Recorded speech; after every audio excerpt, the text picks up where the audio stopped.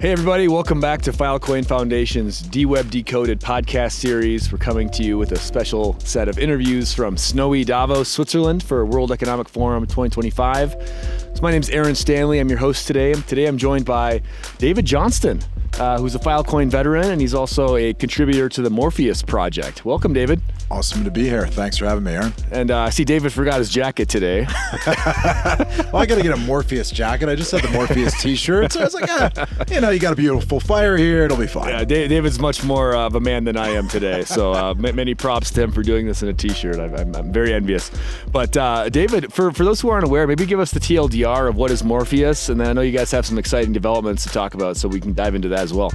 Sure. I mean, at its heart, Morpheus is a platform for smart agents, right? So if you've heard about agents recently, you've probably seen some sort of chatbot, and it's on X, and it's got a meme associated with it or a token. That's sort of just like the tip of the iceberg.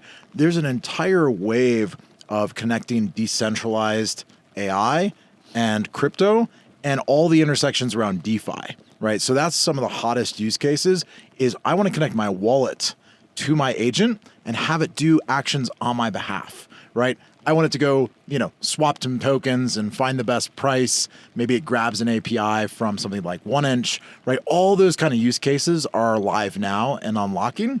And so with Morpheus, it's all about sort of empowering these agents and use cases, sort of like Ethereum did for smart contracts. Morpheus is really doing that for smart agents. And to your kind of alluded to some of the announcements, Builder rewards for agent builders just went live on Morpheus, and there's already over 30 big projects now releasing agents and other applications on top of Morpheus. Oh, wow.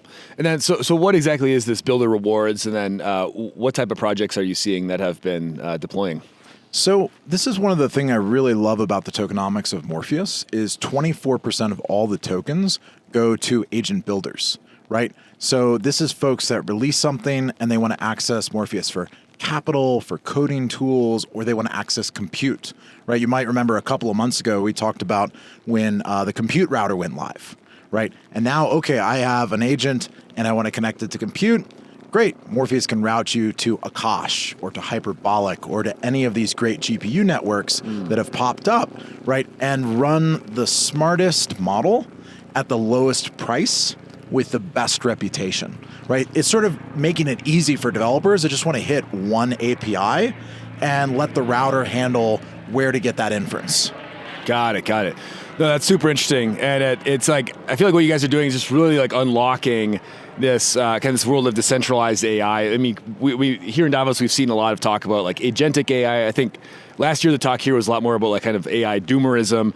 This year the talk is a lot more focused on like, okay, what can we practically do with some of these tools with like agents and things of this nature? And then what you guys are doing is really like a tip of the spear as far as enabling some of these use cases in like a decentralized fashion and allowing just people to build these things in an open source manner, an open source community, and incentivizing that activity through this pool that you're talking about, the 24% of tokens locked up. Right. Well, I think that's a good summary. 23 was basically overcoming the regulatory state where the EU, the US, and China were very negative, especially on open source. It's like, come on, guys, open source is the foundation of the internet. It needs to be at the heart of AI. So in 24, we sort of really won that battle and of hearts and minds and saying, no, open source is important. We have to push this power out to the edge so everybody has access to this, not just a couple of big companies or governments. And so, I always joke that Davos is 1 year behind. So now they've realized AI is a thing. So if you walk down the promenade, it's like AI. They're no longer fighting it like, okay, we're going to use it.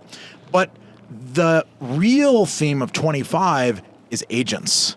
And so when you walk this promenade next year, you're going to see agent. And to their credit, the only group I saw was Salesforce. Yes. Is already talking about agents, and they're kind of a little bit ahead of the trend because they've got so much data that will be utilized by agents. It's a natural fit for them. But in 2025, everybody's going to get there. I recently wrote an article on this idea of brain power and using brain power as a unit of measure, right? So if a person speaks 2.5 words a second, in AI terms, that's 3.3 tokens per second.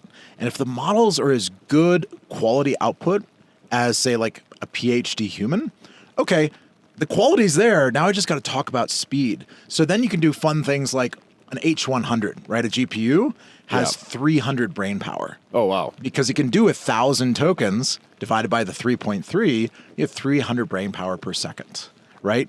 That's really interesting. And then you can run a calculation. Okay, how many of these GPUs are there, right? And these new Blackwell chips that NVIDIA is releasing, they're 1,200 brain power. They're 4 times as efficient as the last generation. So by my calculations, this is the year where AI brain power will exceed all human brain power. Oh, wow. And not by a little. So I ran the numbers. It's about 50 trillion hours of AI brain power will be available by the end of 2025. And human brain power will be about 7 trillion in comparison. So it's great news. We're all going to get a multiplier on our brain power. So if you draw the analogy to what happened with cars and think of horsepower, right, as an analogy for how powerful your car was, all of a sudden you could go 100 times further than your legs could carry you. Yeah. Right? And that was wonderful. All of a sudden you could leave the place you grew up and travel, and we enjoy that today. But we're about to get that for the mind, for brain power. That's fascinating. Yep. Well, and with horsepower, right? This is more of like a linear calculation, right? Okay, like you have 1 horsepower, 2 horsepower. You have a Ford pickup truck that's 100 horsepower. Yep. It's kind of hard to scale much higher than that, right? But with these AI systems, it's much more of an exponential curve, right? Sure. Like so we're talking exponential multipliers of brain power essentially that we're going to be. Sure. And then you see some of these kind of AI tycoon, like kingpin guys talking about like it's going to unlock like godlike powers and all these types of things. It's like, well, if that is in fact the curve, then okay, maybe this isn't unfeasible. That's exactly it. And I ran out the numbers. If you look at, okay, it's 5x human brain power end of 2025, and you presume similar improvements to the last few years, we're going to get to 1,000x human brain power for each human on Earth by 2027, 2028, 2029, right? It's really this decade. Yeah. And like you're saying, it's not going to slow down. It's not like the pickup truck, okay, I got one. Now I don't need any more horsepower. But to be fair, we use horsepower in so many things that you don't see.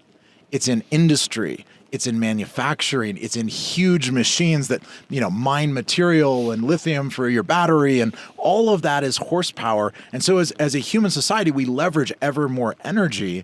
Now we're going to sort of have that for intelligence, right? Mm-hmm. We've been capped forever by the number of human brains. But the important thing is, like, who benefits from that? I want the individual to benefit from that. I want a individual human to set the preferences and the objectives and the values. Like, I want a personal agent that serves as my, access to super intelligence and represents me, right? I think that's the key. If we can achieve that, and the only way to get there is with open source. It's with decentralized storage. Yeah. It's with decentralized compute. We have to put these pieces together because that's how we empower people. And this doesn't turn into a couple entities with 1 billion brain power trying to run everything. But because I don't think economic reality will go away. There's still scarcity in the world. There's a certain amount of time available to everyone. Everybody's attention is valuable, right? So people sort of wave their hands around and say the economy is going to radically change. Well, yes and no, but it'll be a marketplace where your agent is hopefully acting on your behalf, trying to get you the best outcome. And things can be hugely better than they are today, but they'll still act within that economic system. Right. And then maybe to wrap up here, I'd like to get your thoughts on what can we expect to see maybe in the next year as far as like agent development and like use cases, right? So what you're talking about is, it's feasible. It's a couple of years in the future, it sounds like, but like what we have right now is a lot of AI agents that are doing kind of trading, like trading bots, or like kind of these, sort of weird like reply guy bots on Twitter, that are kind of awkward. Sure. But, they're useful, but it's like, okay, I'm not really sure how I feel about it. There's like this weird, like I was being summoned by some AI bot the other day. But like, I mean, what are kind of the next like, medium term use cases on this agent front that, how will these things be working on our behalf? That's more than just replies on Twitter and more than maybe just, executing trades on my behalf. So if you remember the early days of the iPhone, when all of a sudden there was an app for everything, this is the year there'll be an agent for everything. And so every task, you're going to have your agent look at the screen and say, hey, you see how I did that? Go do that for me next time. Right. And so it really is going to start picking up many of the things you do on a regular basis. And it becomes more about like directing the agent and telling it what you want to achieve, right? And so we're going to get to those more interesting use cases that really start doing work on my behalf, not just sort of replying to tweets and stuff like that, but it's going to take over more and more of our work life day by day. So I'm really looking forward to that. Imagine, you wake up and your agent's been, working for you for the last 8 hours, and here's my report on what I got done, and here are the urgent things and the messages you've received. So if I own the agent, I'm perfectly comfortable connecting it to my messaging apps, to my data, as long as it's encrypted and private to me. Right. It's a really powerful extension. So that's my hope for this year, is to really see it become a multiplier for everybody. That's amazing. That's I love the way you articulate that. Sure. and the vision you're putting forth, and especially kind of the important thing is the self-ownership and the self-determination of these things. It's not, Sam Altman is dictating what my agent's going to do on my behalf. It's like, it's me that's doing that, right? 100%. And if you follow Morpheus closely, we've entered what's called the Metropolis era, which is all of these builder rewards and agents going live. And effectively next is spreading that across all the blockchains, right? Morpheus today is live on Base and Arbitrum and Ethereum. Next, it looks like the developers are building the codes for Solana. So, as each chain gets added, right? Morpheus is just a set of smart contracts. It's chain agnostic and be deployed across all these systems. I'd say the other big piece is storage, right? So talking to Ryan Condron, they're working on integrating IPFS and storage into the heart of the Morpheus routers, right? To really give people that extra capability of persistently storing all the information coming off of these agents, right? So I would say this is like the year of connecting all the different parts of the ecosystem together. I love that. Love that. Well, David, really appreciate you coming by to hang out with us this morning, and really excited to see what happens on the Morpheus front. Very inspiring work you guys are doing. Wishing you a lot of success here in 2025. Awesome, man. Thanks for having me. Yeah, absolutely. Thanks, everyone, for watching, and we'll see you next time on DWeb Decoded.